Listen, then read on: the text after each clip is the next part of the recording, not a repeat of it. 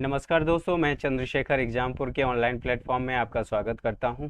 चलिए आज के क्लास की शुरुआत करते हैं और देखते हैं आज के सेशन में कौन कौन सी खबरें हैं। खबरों का मतलब ये है कि आज के सेशन में जो हमने एमसीक्यू लिए हैं 2 से 30 सेकंड तक आप लोगों को इंतजार करना पड़ेगा।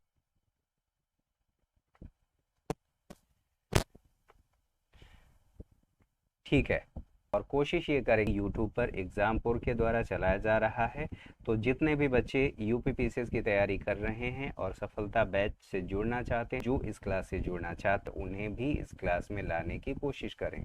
ठीक है, चलिए क्लास की शुरुआत करते हैं और जो पहला एमसीक्यू है इसमें उसकी तरफ बढ़ते हैं और देखते हैं क्या है। ये विश्व वन्य जीव दिवस के संदर्भ में बात की जा रही है और उससे संबंधित 2 कथन दिए गए हैं। आपसे ये पूछा गया है इसमें कि कौन सा सही है। सही उत्तर के माध्यम से आपको बारे में बात की जा रही है कि इसका आयोजन 3 मार्च को विश्व भर में किया जाता है। दूसरा, इस वर्ष की थीम यानी 2021, इस वर्ष का मतलब ये है कि यहाँ पे बात की जा रही है 2021 के। ठीक है, 2021 की थीम फॉरेस्ट है।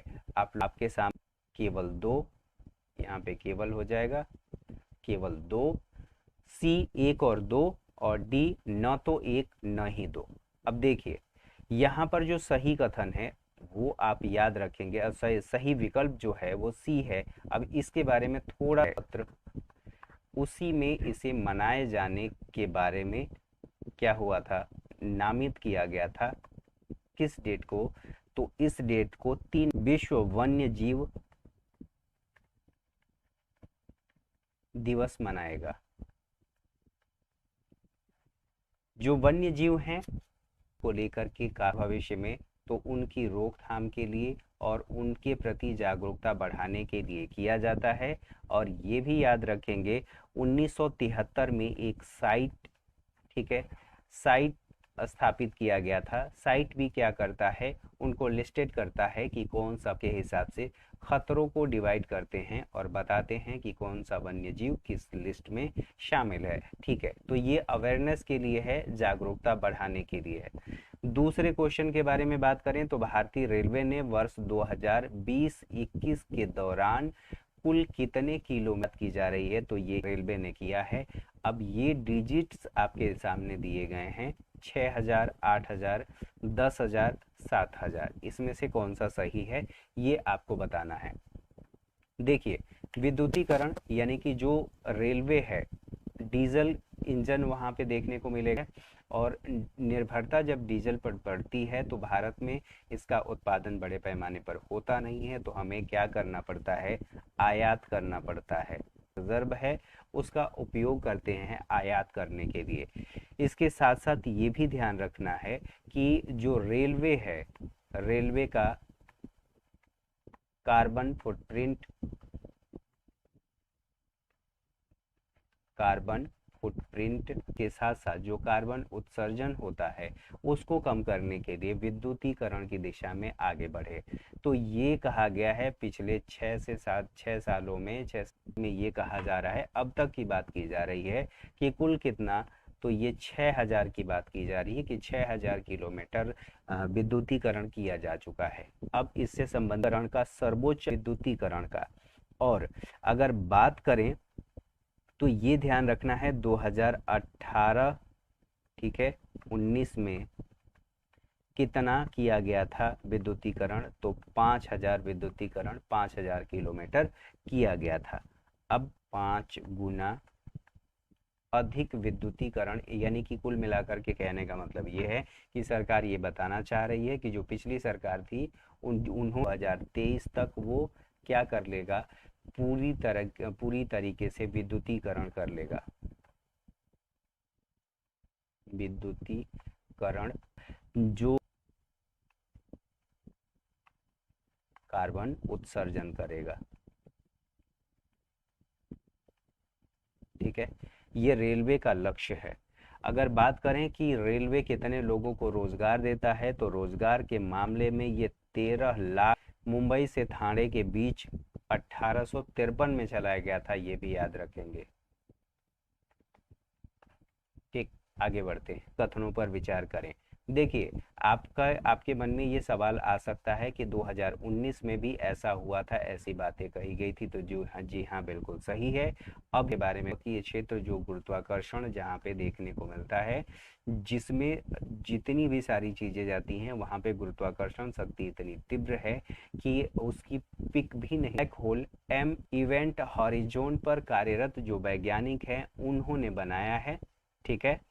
और ये कहा गया है कि नीचे दिए गए कूट का प्रयोग करके सही उत्तर चुनें। अब सही उत्तर चुनने की बात है तो ध्यान रखेंगे, ब्लैक होल आकाशगंगा, ठीक है, M87 आकाशगंगा में स्थित है।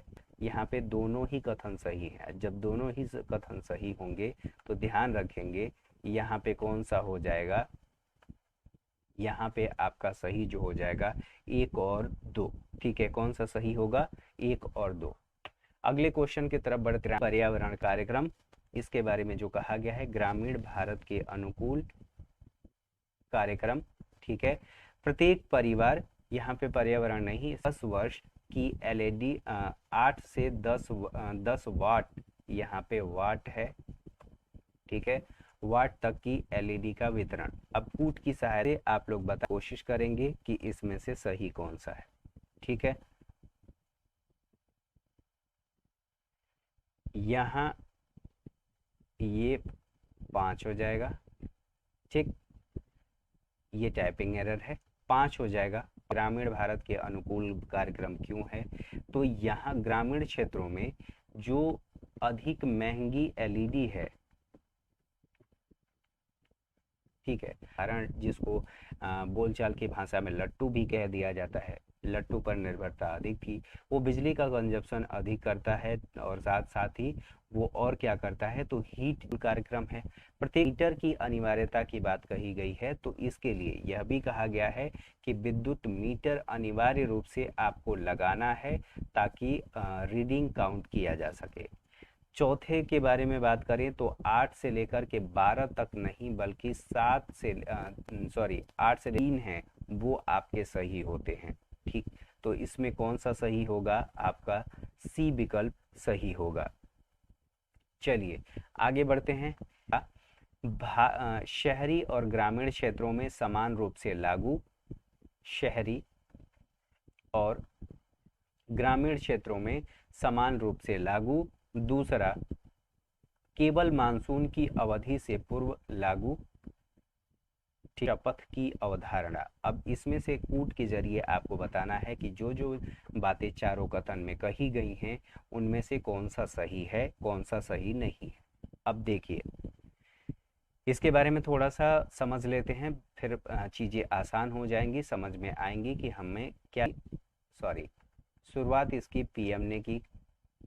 अब जो कहा गया है शहरी और ग्रामीण क्षेत्रों में समान रूप से लागू, तो ये दोनों ही क्षेत्रों में यानी कि शहरों में और ग्रामीण क्षेत्रों में समान रूप से ये लागू किया गया है। अगर इसके बारे में बात करें तो केवल मानसून की अवधि से पूर्व, यानी कि मानसून की अवधि से पूर्व ये जो केवल शब्द जोड़ा गया है, बल्कि यहाँ पर अगर ये हो कि वर्षा के दौरान, वर्षा के बाद, ये दोनों चीज़ें याद रखेंगे, ये यहाँ पर अगर होता तब ये सही होता। यहाँ पर केवल शब्द जुड़ा है और मानसून की अवधि से पूर्व लगा है, इसलिए गलत है। जन सहभागिता यानी कि सब किस किया जा सके, उसका संरक्षण किया जा सके। 4 नंबर की बात करें तो जो पंचायतें हैं, पंचायतें, उनके बारे में कहा गया है कि पंचायतें जल शपथ लेंगी और एक मिसाल पेश करेंगी जल संरक्षण के क्षेत्र में, यानी कि वर्षा जल के संरक्षण के क्षेत्र में। तो इस हिसाब से आपका जो सही विकल्प होगा 1, 3 और 4, ठीक है, 1, 3 और 4। तो कौन सा है, 1, 3 और 4, आपका डी सही है। आगे बढ़ते हैं। हार्मोनाइज सिस्टम ऑफ नोमेनक्लेच्योर क्या है, घोषणा पत्र। बी, 6 अंकों का एक कोड। सी, कोयला मंत्रालय का एक पोर्टल, और डी कह रहा है उपयुक्त में से का नाम बदल करके, पहले भी शिक्षा मंत्रालय था, बाद में इसका मानव संसाधन एवं विकास मंत्रालय कर दिया गया था, अब दोबारा से दूसरी बार इसका नाम बदल करके शिक्षा मंत्रालय अंकों का इंधित है। तो ये भी आप याद रखेंगे, ये वित्त मंत्रालय द्वारा घोषित किया गया है। किसके द्वारा? वित्त मंत्रालय।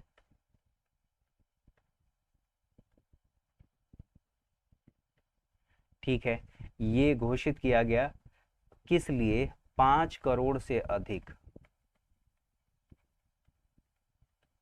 उस पर व्यापार कर पर इसे लागू करना अनिवार्य है। ठीक है, इसे लागू कौन करता है, ये इसको मान्यता कौन देता है? तो सबसे पहले आप याद रखेंगे लागू कौन करता है, तो विश्व सीमा शुल्क, विभिन्न उत्पादों का वर्गीकरण,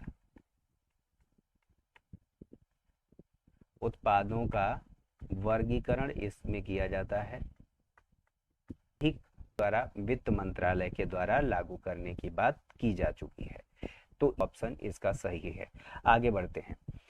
7 number, world in 2030 public survey report की 4 प्रमुख चुनौतियों में शामिल है।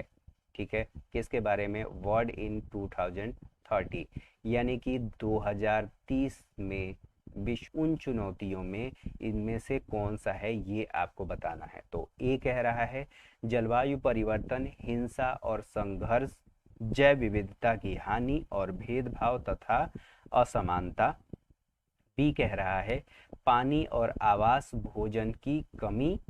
जो प्रकाशित किया गया है उसमें मुख्य रूप से या कहें कि प्रमुख रूप से 4 चुनौतियों के बारे में बताया गया है, और वो 4 परिवर्तन, हिंसा और आवास, भोजन की कमी, यह भी बिल्कुल है। तो चूंकि हमें 2 एक साथ चुनने का ऑप्शन नहीं है, तो इस आधार परिवर्तन, हिंसा और संघर्ष, जैव विविधता की हानि और भेदभाव तथा असमानता, पानी और आवास, भोजन की कमी, ये 2030 में मानव समुदाय के बारे के सामने जो सबसे बड़ी चुनौतियां आएंगी, उन 4 चुनौतियों में ये ऑफिशियल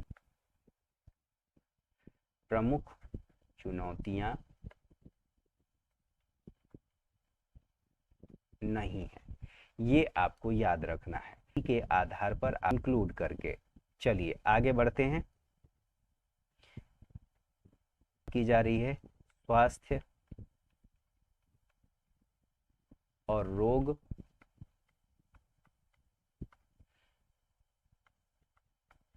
ये भी चुनौतियां हैं। गलत सूचना और अभिव्यक्ति की स्वतंत्रता, अभिव्यक्ति की स्वतंत्रता,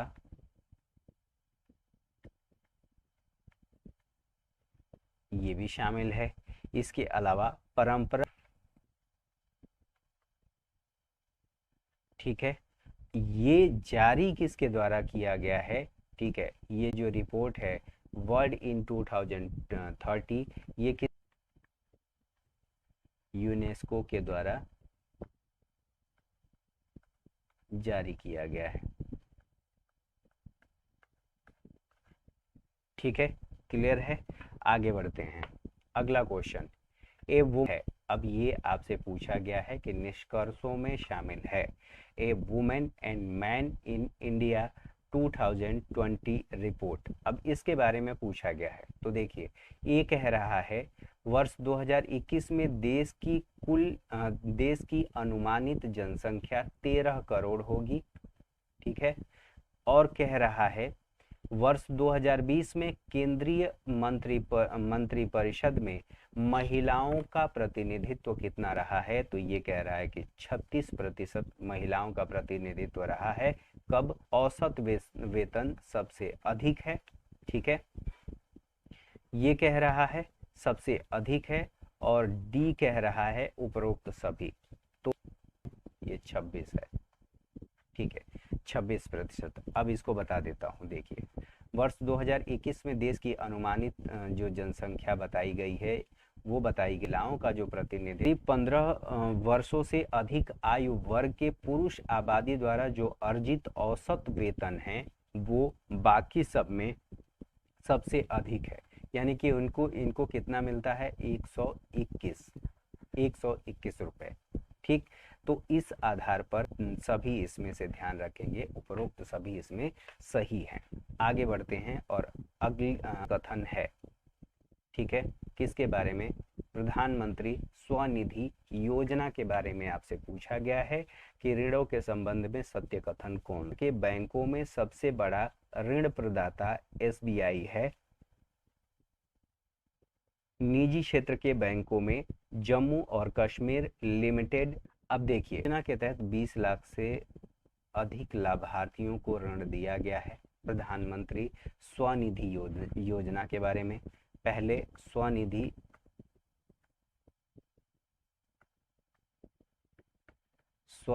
योजना के बारे में जान लेते हैं।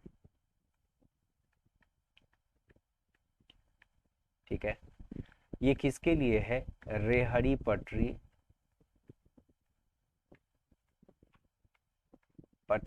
वालों के लिए। इसमें सरकार करती क्या है, तो इसमें सरकार और उस ये 10 समान किस्तों में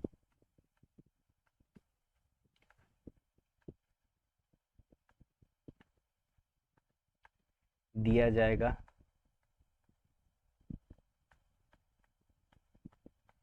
ठीक है, और 7% की सब्सिडी छूट दी गई है। सब्सिडी छूट दी गई है कितनी, तो 7% इसमें बात कही गई है सब्सिडी छूट देने की। अब बाकी कथनों को देख लेते हैं। सार्वजनिक क्षेत्र के बैंकों में सबसे बड़ा करें तो जम्मू और कश्मीर लिमिटेड शीर्ष स्थान पर है, ये बिल्कुल सही है। जम्मू कश्मीर लिमिटेड शीर्ष स्थान पर है। तो उपरोक्त आपको ध्यान रखना है इन सभी स्टेटमेंट को। तो एसबीआई के बारे में बात करें तो एसबीआई ने कितना ऋण बांटा है, ठीक है, रुपए की पब्लिक सार्वजनिक क्षेत्र के बैंकों की बात की जा रही है, 18 लाख। 20 में इसका उद्देश्य क्या था, तो 2020 में जो लॉकडाउन हुआ था उसकी वजह से रेहड़ी पटरी वालों का जो आर्थिक नुकसान हुआ था, उनका धंधा चौपट हो गया था। दोबारा से खोलने के लिए स्ट्रीट वेंडर भी उनको कहा जाता है, तो खोलने के लिए अपने आप लोगों को समझ में आई होंगी। आप लोगों को कैसा लगा ये क्लास, आप लोग ज़रूर कमेंट करके बताएं और अपना वैल्यूएबल कमेंट आप मुझे ज़रूर दें ताकि मैं भी उन चीज़ों को, आपकी शिकायतों को, आपकी बातों को समझ करके